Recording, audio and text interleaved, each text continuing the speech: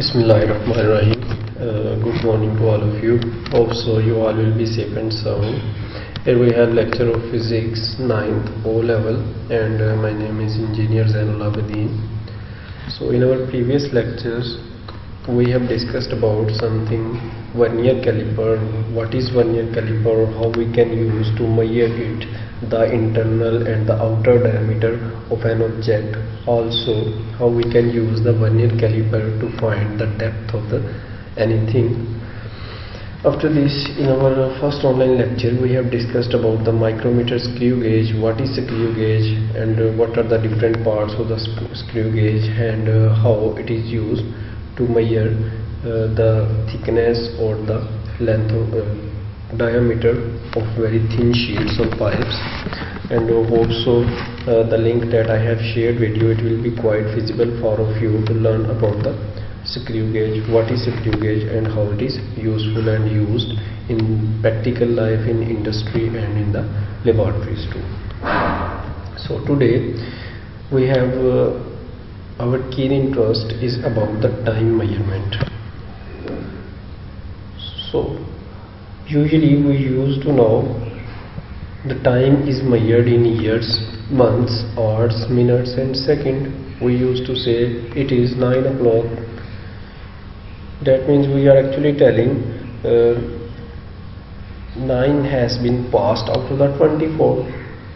We can say time is actually measured years, months, hours, minutes and seconds. After this, we know that time is a base quantity. It is denoted by small t, and its SI unit is second, which is denoted by S. And its historical aspect is very interesting. In ancient times, people used to see the rotation of the sun, what is the actual location of the sun in the sky, and they used to tell what will be the time is. And till now, different armies of the different countries are using this thing to find out the time and the location of anything in the forest or different jungles, like in the forest of Africa that are very larger and wide. They used to see the location of the moon and the stars, and they estimate what is the time, and also they found their way to.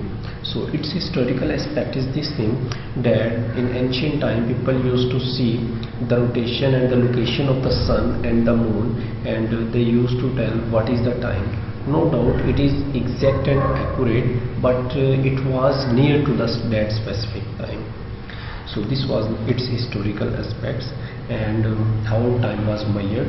So nowadays time is measured in years, days, months, hours, minutes and seconds. So here we have types of clocks.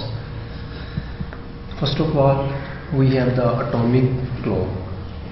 Atomic clock is used to measure the very short time intervals. It actually measures the time intervals up to 10 raised to the power minus 10 seconds. After this, we have digital stopwatch. Digital stopwatch measures the short time intervals in minutes and seconds to an accuracy of 0.01 seconds. After this, we have analog stopwatch. Analog stopwatch measures the short time intervals in minutes and seconds to an accuracy of 0.1 seconds. After this, we have ticker tape time. So ticker tape time is used to measure the very short intervals up to 0.02 seconds. After this, we have pendulum clock. So pendulum clock, it is used to measure the longer time intervals in hours, minutes and seconds. After this, we have radioactive decay clock. Radioactive decay clock measures the age of remains from the thousands of years ago. Radioactive decay clock is actually derived from the word radioactive decay. So you can see we have the old and the ancient trees, and we used to define that Harappa is about 5,000 years ago. It was a civilized nation. So the time is actually known by using the radioactive decay clock, that Harappa was about 5,000 years ago. So here we have a clock. It is quite beautiful. After this, let's discuss the atomic clock. What is the atomic clock? Atomic clock, as I already told you, it is used to measure the very short intervals of the time, and it measures the time intervals up to 10 raised to the power minus 10 seconds. Also it measures in up to the nanoseconds, 10 nanoseconds. So the atomic clock not only measures the time, it also tells about the temperature of that specific area, humidity, and also it defines you the pressure of that specific area. So it is mostly used in the atomic labs where we are doing some experiments related to the nuclear atoms. So as I already told you, it has different features like pressure, how much cloud is over there, and what is the intensity of the air pressure, and what is the humidity factor in the air. So here we have a picture of the atomic clock. As you can see, it is showing the temperature as well as it is showing the humidity, and it is showing the average temperature. It tells you about the day to day and the time too. After this, we have digital stopwatch. Digital and the analog stopwatch, these are actually the same purpose, are used for the same purpose. Digital clock watch, it is used to measure the short time intervals. It measures the time in minutes and seconds. It can also measure the time in milliseconds. It is the most accurate device. It usually runs on a cell or battery, the small cell that are using in our wall clock too. It can be used. This also it can run on the very small cells that are we are using in our wristwatches. So it measures the time into the milliseconds, and in digital stopwatch we have very less human error. So human error mean you are going to know the time interval for the specific vibration of anything. So error happens when you start the stopwatch and when you end the stopwatch. Here a loss of time happens during the start and during the ending of anything. So here we have the human error of digital stopwatch, and here you can see the picture of the digital stopwatch. So it can measure the time into the milliseconds and up to the 3 to 4 decimal numbers too. After this, we have analog stopwatch. Analog stopwatch has two different uses. It can be used to find out the short time intervals as well as the long time intervals too.